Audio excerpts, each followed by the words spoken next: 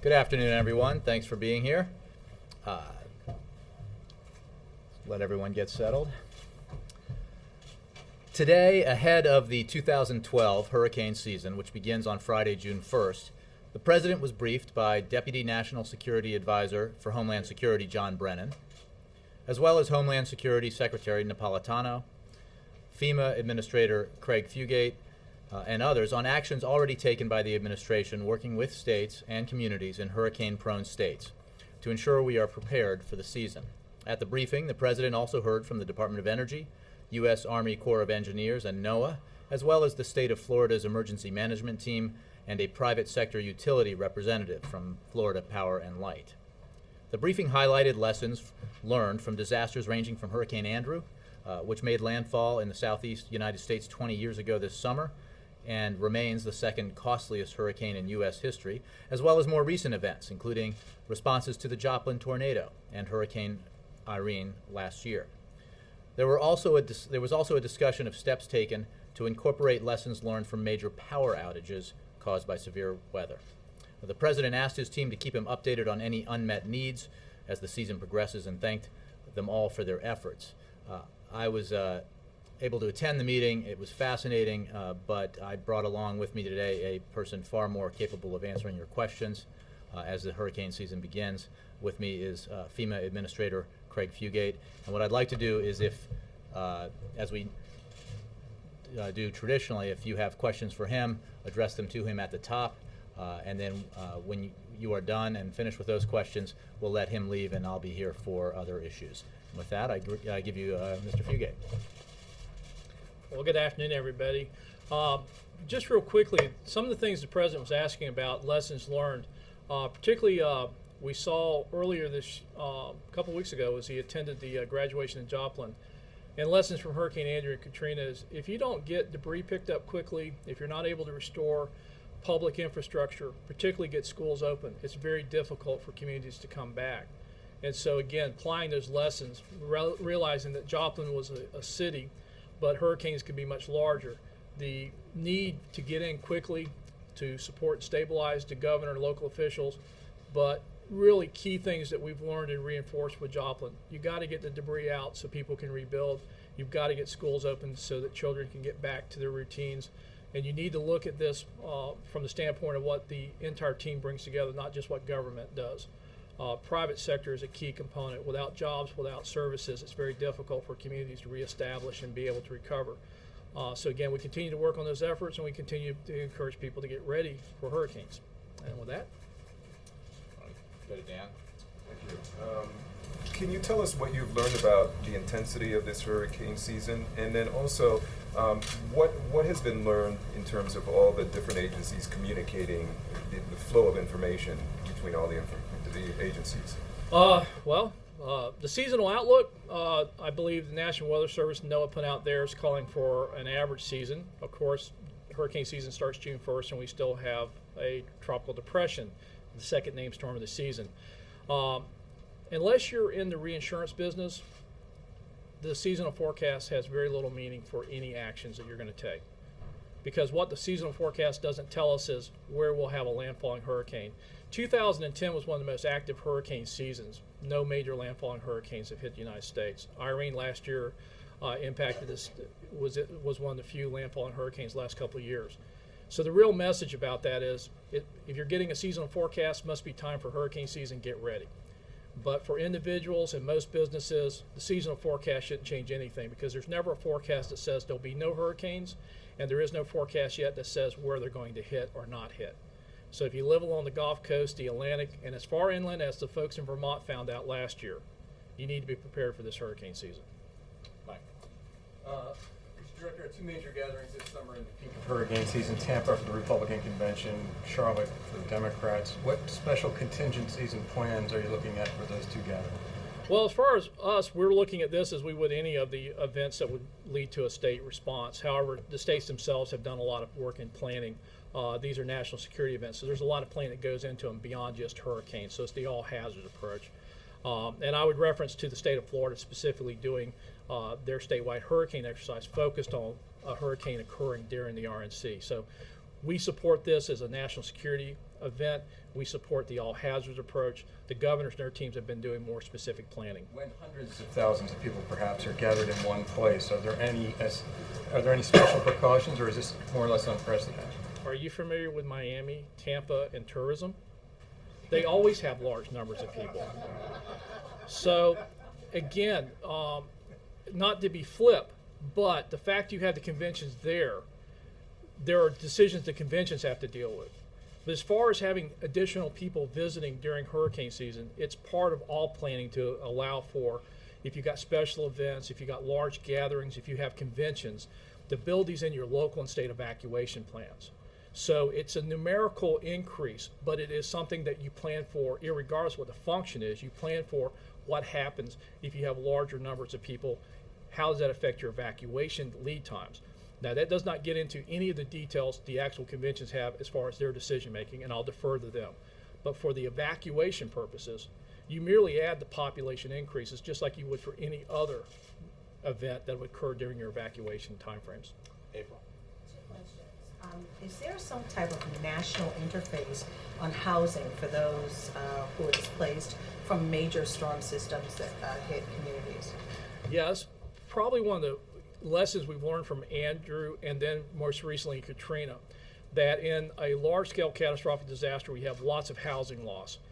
Many people are going to have to leave the area in the immediate short term to get better long-term housing. So we've been working much better at coming up with and working with both our partners at HUD, but also with the private sector on available rental properties and other facilities that may be available outside of the area of impact, and then make these available to disaster survivors as potential options if they wish to relocate out of that as part of the FEMA temporary housing program. And as far as the timeline, since we're not so far away from 2010, you said that was one of the worst storm seasons that you've seen. Well, no, it was just a lot of activity, not a lot of landfalls. Well, since it was a lot of activity, what would you say to Americans this season, especially now that you're saying that we've had 2 storm systems already and June 1st hasn't even come yet? What would you say to the average American right now as we're seeing with the activity that's begun before the hurricane season has begun? Have a plan. What I hate to have people do is go through hurricane season worrying all year about hurricanes. What I want them to do is find out about their risk, take the appropriate steps to get ready, and then if a hurricane threatens, know what to do. And for some folks, that means they'll have to evacuate away from the most dangerous areas. For other people, they need to be prepared for the impacts of the hurricane. One of the big ones, besides flooding, is power outages. But I think, we always worry about the storms. I don't want them to worry. I want them to be prepared. I want them to have a plan and know what to do if the storm threatens. And that's our message every year going into hurricane season. And I know this sounds very elementary, but when you say be prepared, some people don't think about, I guess, the electricity component in phones versus the cell phones with electricity powered versus the landline, the old landlines that used to dial up. Right. Could you talk to us about that? Sure. And we have actually learned this. I remember when we had the earthquake here last year and everybody got on their cell phones at the same time and nobody could get through, right? So we went with the FCC and we put together something, and you can go to ready.gov, and it's called Tech Ready. And what it did, it incorporated all the lessons we learned about how we need to make sure that when there's a big crisis, don't try to call people on your phones. Text message. It's a lot faster and gets through. Use social media to update people so you can let a lot of people know than trying to call everybody. And also be prepared when power outages occur, how you're going to keep your electronic devices charged. We've seen this where oftentimes the wireless community can get up and be operational, but if you evacuate and you forget your chargers and your phone dies, or if you're without power, not knowing how to charge things. So we went and put together a lot of information just focused on your mobile devices, wireless communications, things you need to do, the fact that many people no longer have a landline. They only have wireless communication, and they need to make sure that they take the steps to make sure they're ready for that. But also realize that you're going to have a lot of congestion and difficulties getting through, so you want to have backup plans. And if you just did one thing this hurricane season, make sure you got a good family communication plan and what your backups are going to be, so when you get on that cell phone and you get that busy signal, you're not stuck. You know what the next step is. Jared, then Bill. Commissioner, early warning measures. After Irene last year, it came out that some of the budgetary plans that were considered might eliminate funding for early warning measures, like what was saving lives in Kansas a month and a half ago and the hurricanes last year. Are there any budgetary plans in place, or is there any concern by FEMA at this point that we might eliminate early warning measures? Specifically, what early warning measure? Because we've got a whole lot of new stuff that's rolling out this year as we speak. Well, I guess my question is more about budgetary plans that are being considered by Congress and proposed by the White House. What are you looking at in terms of funding for the existing early warning measures that you have and these new ones that you're excited about? Well, I'm not excited about it. It's happened. I'm really excited that it happened. We have been working on the emergency alert system, trying to move past just broadcast media. And although we still heavily leverage broadcast radio and television and the NOAA weather alert radios, this year, in partnership with the wireless industry through the rulemaking authorities, the FCC, we're rolling out the cellular access program where we're now able to broadcast to cell phones that are being upgraded to the system. So that has been a huge evolution, that as your cell phones are upgraded and as people get new cell phones, they'll be able to get warnings in a push system that will come out as part of the emergency alert system, what we call the integrated public alert warning system. And so for the first time, we've actually now are rolling out and have implemented the technology nationwide to begin pushing alerts to cell phones. My question was about funding, though. That's just it. What specifically? Because we are funded to do these programs and to continue rolling out and improving these systems. So, you know, there's maybe local systems that aren't being funded. I don't know about that. I know that from our standpoint, the funding that we are putting into the integrated public warning alert system and those programs are funded, and we're moving forward with deploying those systems. Bill. So, Director, it seems there's a lot more tornado activity in a lot more places. Do you see increased activity, looking historically, to hurricanes today, and do you attribute any of that to global warming? Well, I'm not a meteorologist, I'm not a climate scientist, and hurricanes are cyclic. I do know history. And if you look at history and you look at hurricane activity, there are periods of increased and decreased activity that occurs over decades. Throughout the 60s, 70s, early 80s, up until about 95, the Atlantic was actually in a period of below average activity, even though you had significant storms like Andrew, Frederick, and David. Beginning about 1995, we saw an uptick in activity that has been sustained, and about the only variation is whether or not we've had El Niños or La Niñas, depending upon that for a factor. But you look back for the amount of information we have going about the 1850s, you'll see a cycle, and it's over decades, of increased activity and decreased activity. And so that cycle's been there. As far as anything driving that, I really defer to climate scientists, but the reality is, the history says we've had this period of activity, we've had period of quiet, we've had period of activity, had period of quiet. And so what we've seen is not what we've seen this in history before. All right, well, thank you. Thanks, everybody. All. Thank you, sir. Thanks, sir. Much appreciated. Should we get landlines again? Should we get landlines? Should they start making landlines again? No, make sure you have a charger for your cell phones, and preferably make sure you got something that you can charge it with a battery, little battery chargers, just in case you don't have power. And add to your evacuation kits your cell phone chargers. We're seeing, and this is, again, time and time again, oftentimes wireless communication is coming up as fast as the wireline communications. So again, yeah, it's good to have a phone system, but since most people and a lot of people now are going totally to wireless, they don't have a landline at all in their homes. Make sure you have emergency power and the ability to charge it when the power's out. Sorry, did you? Thank you. With that, I will go to questions on other matters. Jim. Thanks, Jay. On Syria, in lobbying the Russians, how receptive is Moscow to the president's argument that it hurts Russia's reputation in the world community, that they're perceived as friendly to the Assad regime?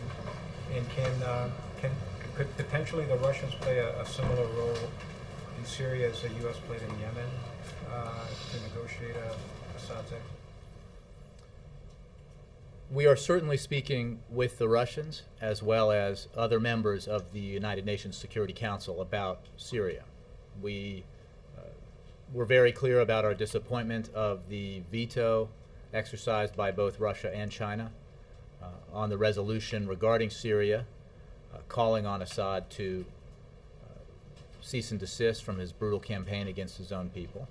And as I've said many times, and others have, we are in regular consultations with the Russians and others about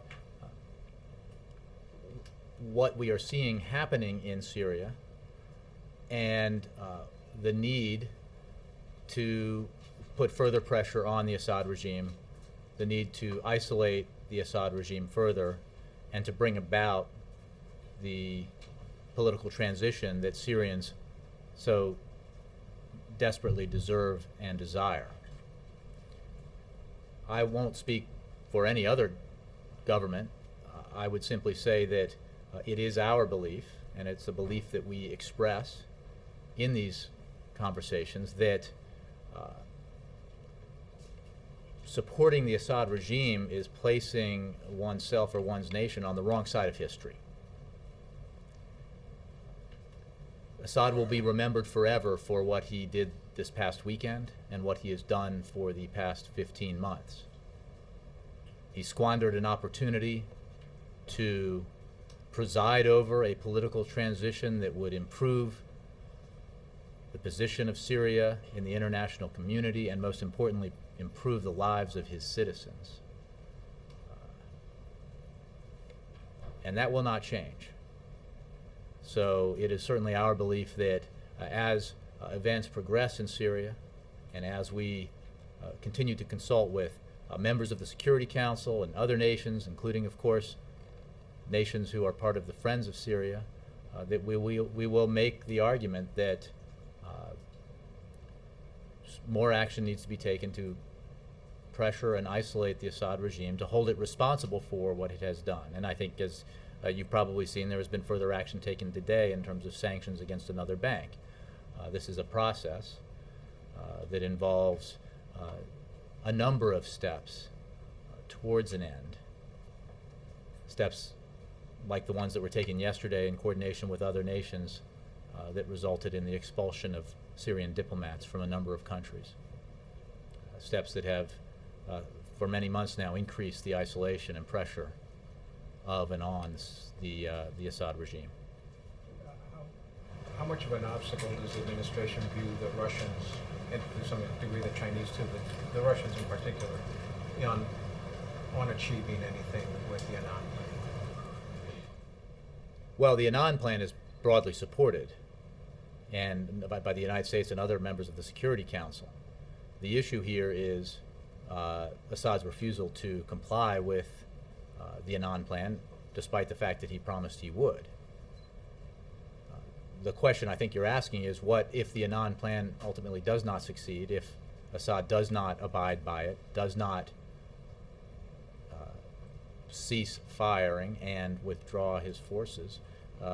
What then are the next steps, and what kinds of consultations will we have and are we having with other countries regarding possible next steps? And clearly those consultations are with many countries, including Russia.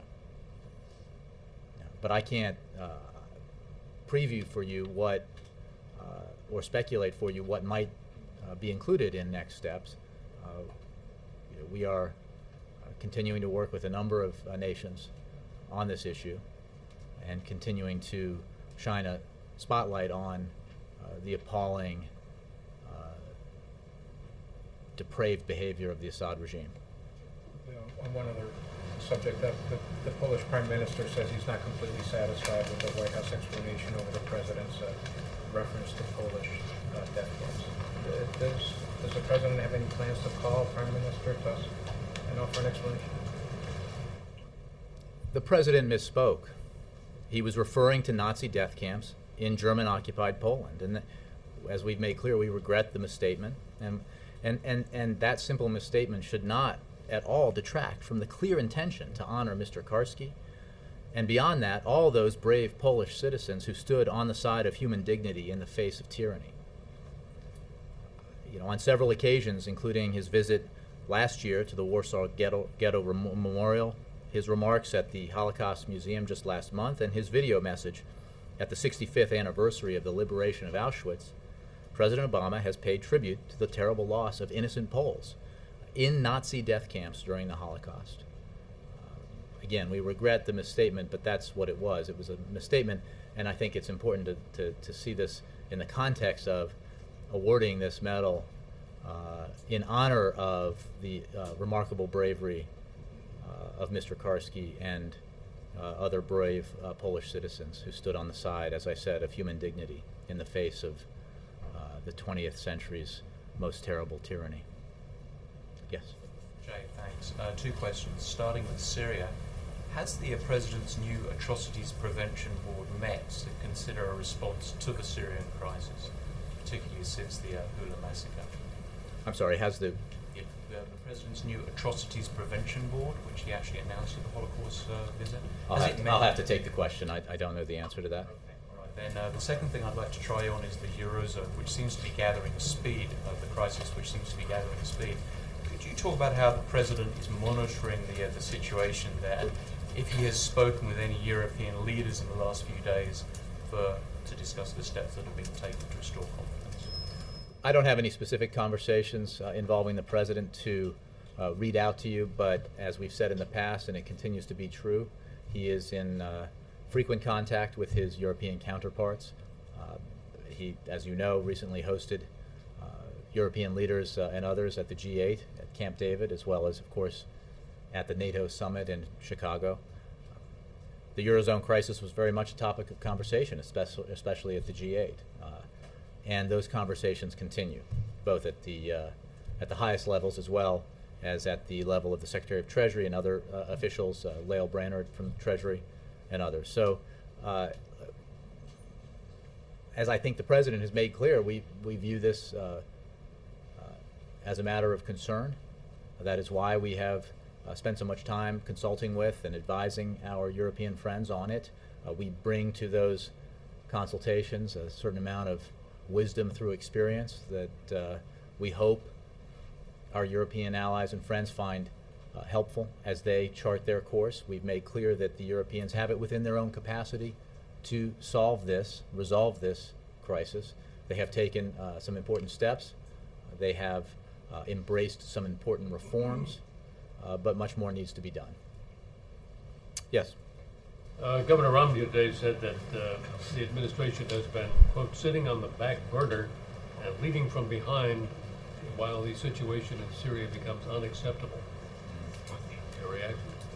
I would simply make clear that the President and the United States have led on Syria as he and we have led throughout the upheaval known as the Arab Spring. I think perhaps not this critic, but others of the same ilk use that phrase to criticize the President with regards to Libya. I think history will demonstrate that the course of action the President took in that specific instance was the right one. And I think that every one of these situations that have arisen within the Arab Spring demands a different response because of the different circumstances that surround them. We've been through this on a number of occasions when I'm asked, and we discuss the comparisons and the distinctions between Libya and Syria. I would simply say that the President has made clear where he stands on Syria, on Assad's behavior. He has made clear the efforts that we're making to isolate and pressure Assad, to bring about the political transition, the culmination of the political transition that is already underway in Syria. And we've made clear that while we are taking steps every day and every week in pursuit of this eventuality, that we are constantly evaluating what next steps need to be taken. And as others have said, and the President has said, and I have said, we don't rule options out. But right now, we believe that, for example, on the issue of providing lethal aid, that's not the course of action that's the right one to take for this country. We are providing non-lethal assistance and humanitarian assistance and coordinating other nations with other nations and providing support for the opposition as it forms itself. Another subject. The president still refers to the mess he inherited from time to time. How does he feel about meeting President George W. Bush here tomorrow at the portrait unveiling? Is that going to be awkward? Oh, not at all. I think I know the president looks forward to it. There is How about that mess? Well, look, there are differences, there is, without question, between his approach and the approach and the policies of his predecessor.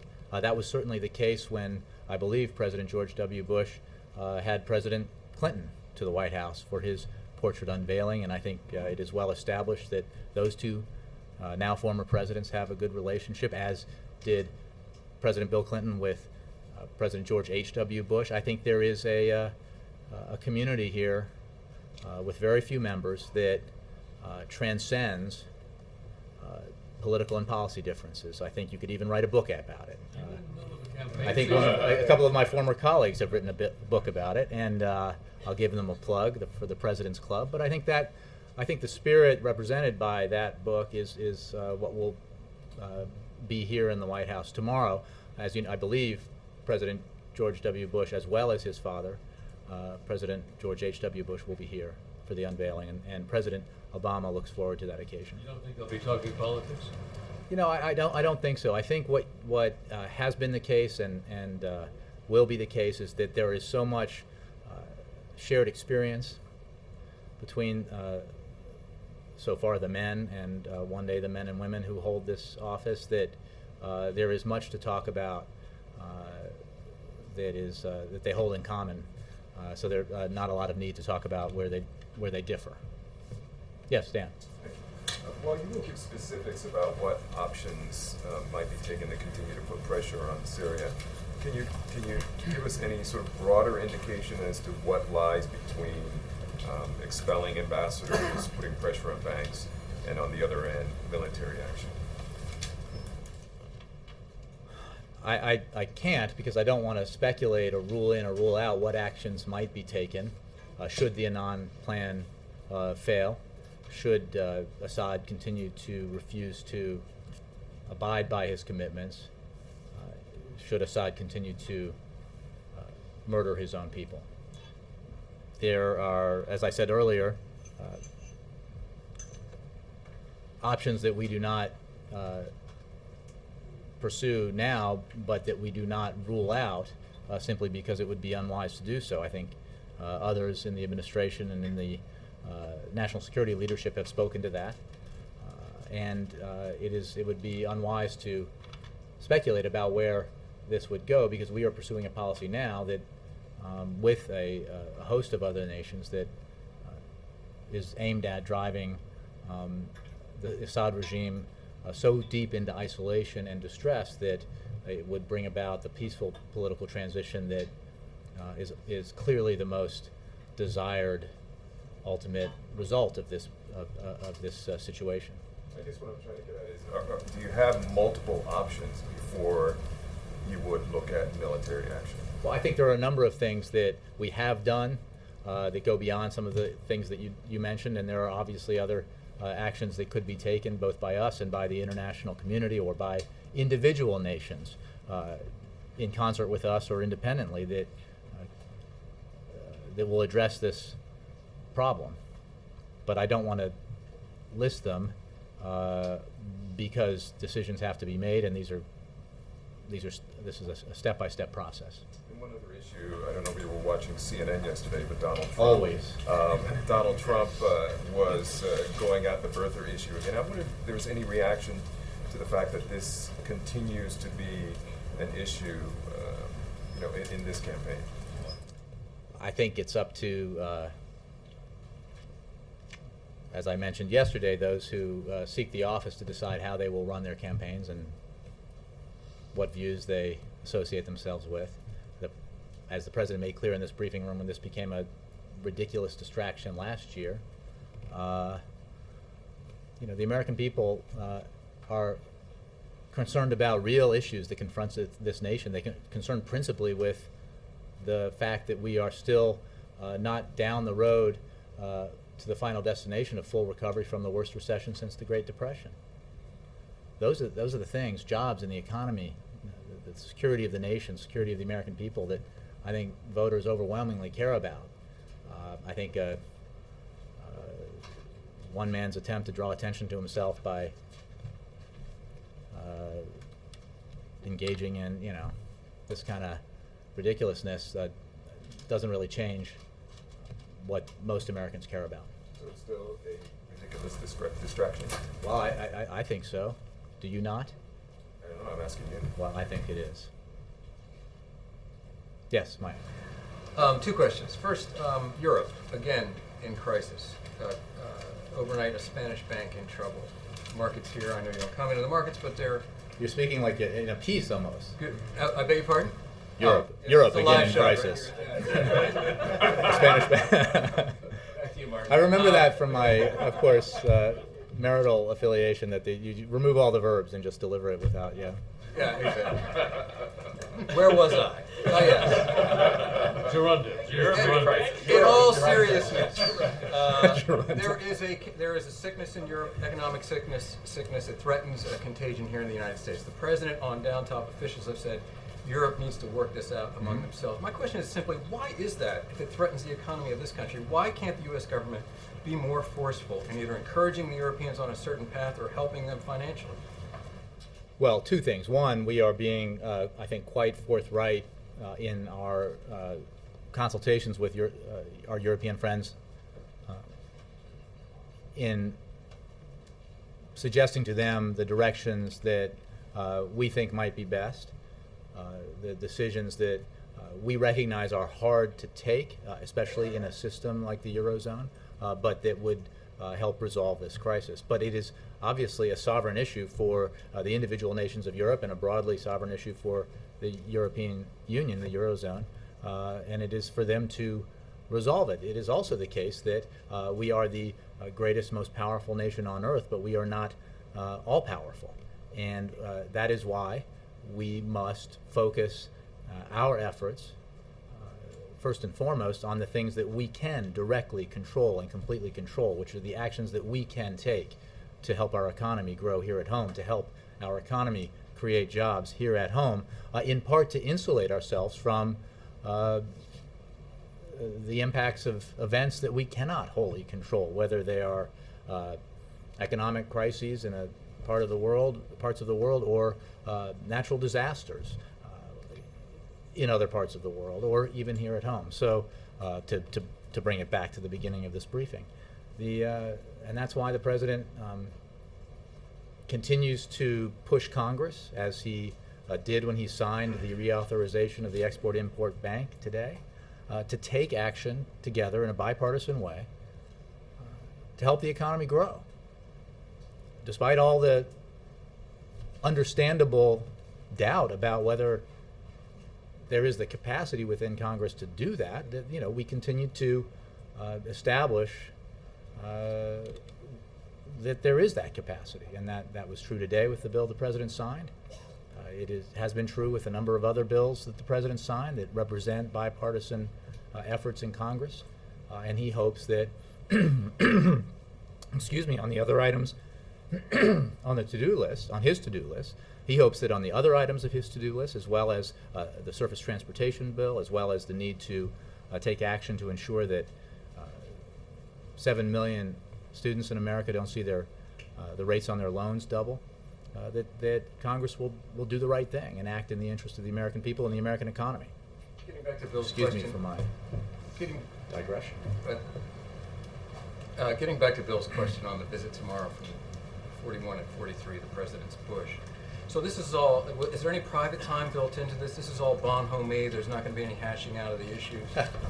I don't know what the specific schedule is. I think the opportunities to speak with formers are not limited to occasions like this. But I know that President Obama is looking forward to it. I know he has always enjoyed his conversations with all former presidents that he has had the opportunity to meet and talk with, and that will be the case tomorrow. Cheryl, and then Mark. The Speaker next week wants to put a tax bill on the floor that would repeal the medical devices tax in the Affordable Care Act. Mm-hmm. Does the President support or oppose that? Cheryl, I confess I haven't looked into that. I would venture that my suspicion is that there may be a difference of opinion, but I will have to get back to you.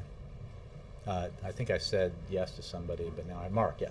Have you got any more to tell us about the tone of the phone call between President Obama and Mitt Romney today? Well, look, it was very collegial and friendly. It was not, of course, particularly long. I think the campaign put out a statement about it. The President discussed mentioned how he looks forward to what he believes is a very important debate that will be engaged during this campaign. And I think that distractions notwithstanding, in the end, that is what this election will be about. It will be about each candidate's vision for America's future, its economic future principally, but also its national security future. And you know where the President stands. I think one of the notable things about this cycle, to my mind, as a former journalist, is that, again, speaking of the past, I personally am surprised by a process that has led to a debate where the President has his vision, and some agree with it and some don't, and the other side has a vision that is not unique or distinct or its own new vision. It is the very same vision, the very same substantive policy proposals, except exaggerated, that led to a situation where we were in the worst economic crisis of our lifetimes. And that will be the debate. I expected a little more, honestly, but that is what we have. And if I could take the privilege here, there's been some discussion stirred up by my citation of a MarketWatch article last week, and no matter how you slice the numbers, at least if you're being at all honest about it, there is a simple fact, as Jared Bernstein wrote today in assessing this once again. Even if you apply the TARP bill to the President's spending in 2009, even if you make all those adjustments, it is simply a fact that President Obama has presided over slower average growth in federal spending than almost all of his predecessors, depending on how you slice it, equal to only, or as low as only, President Clinton. Now and I know the RNC likes to put this stuff out and contesting it, and they cited the size of the budget deficit 2009, 10, and 11, and the fact that they were among the largest in history. Well, of course they were, because what they never tell you is that President Obama was handed on January 20th, 2009, the single largest budget deficit in history, and what they never tell you is that, unlike what will happen when President Obama leaves office in 4.5 years, the deficit that was handed to him in January of 2009 began as a surplus 8 years earlier. That is not something you ever hear the RNC talk about. And so when it comes to responsible stewardship of our budget and our fiscal issues, I think we have a strong case. Dan. Thank you. Where was the President when he made the call? And during the campaign, will President Obama make sure that Governor Romney gets some kind of briefings or kept updated on some international crises? Sometimes I think that was done in the past for... I'm sure that we will abide by convention and tradition, but I don't have anything specific for you on that. But does he think it important? Well, you mentioned that it was done in the past. I'm not sure. I think it is always the case that on national security matters in particular, that there is something of a gap between what an incumbent president has access to and needs to have access to versus a candidate. But I just don't know how that process works, and I'll have to take the question. And I think he was here in the White House. in the West Wing. Did he make the call from the Oval Office? I believe he did. Is that correct? We'll double check. I was in a meeting, but yeah, I think so. Because he came out, I think it was it before or after the hurricane briefing? We'll check. But it was here in the West Wing, most likely in the Oval. Yes, Donovan. I just want to follow up real quick. I'm not sure that we got an answer to the question. Is the president, That's or impossible. did the president call the Polish prime minister, or does he have plans to? I don't have any calls to read out to you or preview for you. I think I made clear, the statement makes clear that this was a simple misstatement, and we regret it. I think it is, if you look at the context here, it is absolutely obvious that the purpose here was to honor with this incredibly significant medal, the remarkable bravery of Mr. Karski and those Polish citizens who fought against the terrible tyranny of the Nazis, and that it was Nazi death camps that the president was referring to. So I don't have any other details for you on that. I only ask simply because of the Polish prime minister's No, I understand, and statement this morning. So I was wondering. I don't have anything new for you on it, except what I just. On a lower level with the Polish prime minister. Well, I just don't have anything for you on that. We obviously consult regularly with all of our allies, including Poland. Yes, Jake. The House is, I think this afternoon, preparing to take up a bill that would ban gender selection as a factor in abortions in this country. And I was wondering, I haven't seen it as a statement of administration policy. I was wondering if the White House had a position on that. I will have to take that as well. Been focused on other things, but I will get back to you. Bill. I'm sorry, Leslie and Bill. Yeah. Yeah, Jay, last week the State Department issued a visa and Mariela Castro, Raul Castro's daughter, visited, and it created quite a stir. There wasn't one in 2002. Were you taken aback by that, and did you know if the president had any talks with any of the Democratic critics of that decision? I don't know. I don't know that he did, but I think I don't have any additional comment beyond what others have said on that matter. I think the State Department took those questions because it's a visa issue. Again, I wasn't even aware of that. Bill. Jay, thanks. Next Tuesday is the recall election in Wisconsin. Tom Barrett, the Democratic candidate, against Governor Scott Walker. Has the president endorsed Tom Barrett? Does he plan to? You might ask the campaign. I'll have to take the question. Not that I'm aware of, but I'll take the question. The DNC chair, Debbie Wasserman Schultz, said that she felt that a loss by Tom Barrett would not have any national impact if the Democrat lost there. Do you know if the president shares that view?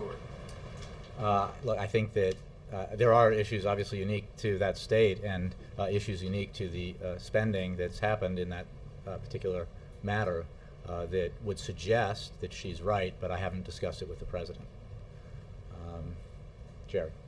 Jay, prior to the call this morning, when was the last time the president spoke directly with Mitt Romney? I believe it was when he was a senator. He never was a senator. Oh, I mean the president. I know what you're focused on, singularly, but actually, the president was a senator. Yes, in the back. Did the president say anything about what Romney said on the call? Just that they had a very good conversation. He congratulated him on winning the nomination. He, I think, mentioned that he knows how difficult a process that is, having gone through it in 2008. Also, a fairly prolonged primary season, and said he looked forward to the debate in the fall. I'm sorry. What exactly did Romney say on the call? Again, I don't speak for former Governor Romney, but so I can just tell you what the president said. Thank you. Yes. Oh, thanks, Chair. Sure. Yeah, just adding to the what you were talking about with regards to the spending.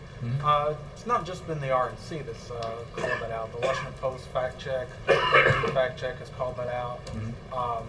Right, there have been some disagreements between the PolitiFact and all the different fact checkers, and I think what I was pointing to was an assessment made by Jared Bernstein, an economist who used to work with me in the Vice President's office, that I think is, look, he allowed where there were some issues that you could disagree on the numbers, but even if you did that, the fact is that average gross in federal spending was greater under President George W. Bush, greater under President George H.W. Bush, greater under President Ronald Reagan. That's just a fact. I mean, it is hard to accept, I know, that the conventional wisdom about profligacy and irresponsible budget management turns out to be wrong, but it is. And that's why I think it is clarifying to see these assessments made.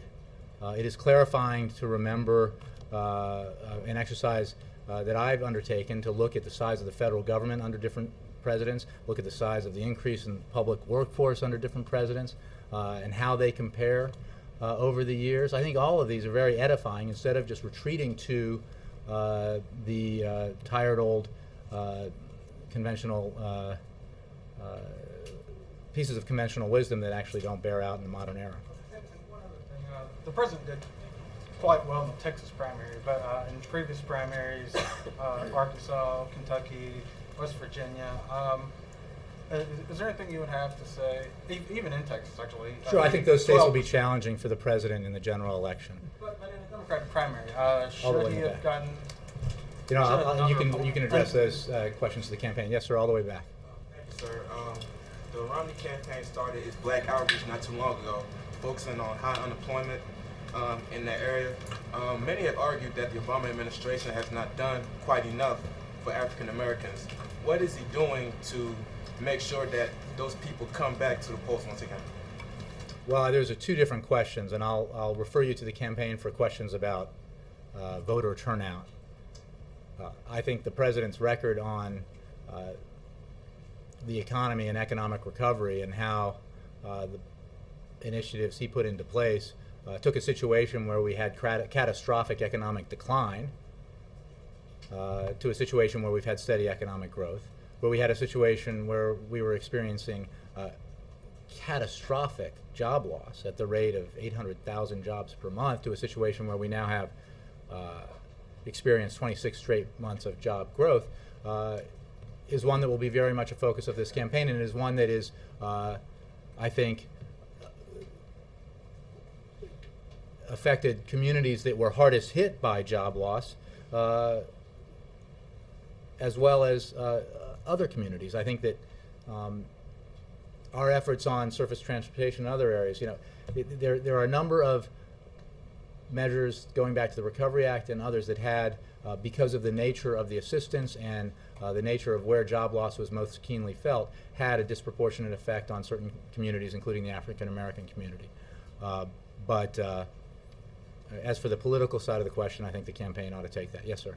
Yeah, can you talk a little bit about the to-do list and whether I'm sorry, on the to-do list? Yes.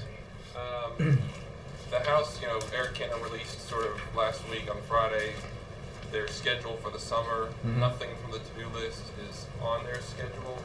Harry Reid's mentioned bringing up the small business tax cut, but none of the other items are headed for the Senate schedule at this point. Mm-hmm. Wondering what you have to say as far as whether you're going to get any votes in the House, where you see this going in the next couple weeks. Well, look, I think, as I said in response to an earlier question, the President will continue to push Congress, both the Senate and the House, to take action on these kinds of measures that have traditionally enjoyed bipartisan support, whether they make a specific agenda for the next few weeks or not, and act on them, because they can pass, they can be signed into law, and they can help the economy grow and create jobs. I think that whether you're a Republican leader in the House or a Democratic leader in the Senate, you are for cutting red tape so responsible homeowners can refinance. You're for investing in a new higher tax credit for small businesses. You're for creating jobs by investing in affordable, clean energy for the most part. And you're for putting returning veterans to work using skills developed in the military. And I assume you're for rewarding American jobs and eliminating tax incentives to ship jobs overseas. Excuse me. So these are things that I think have all the hallmarks of the potential for bipartisan cooperation.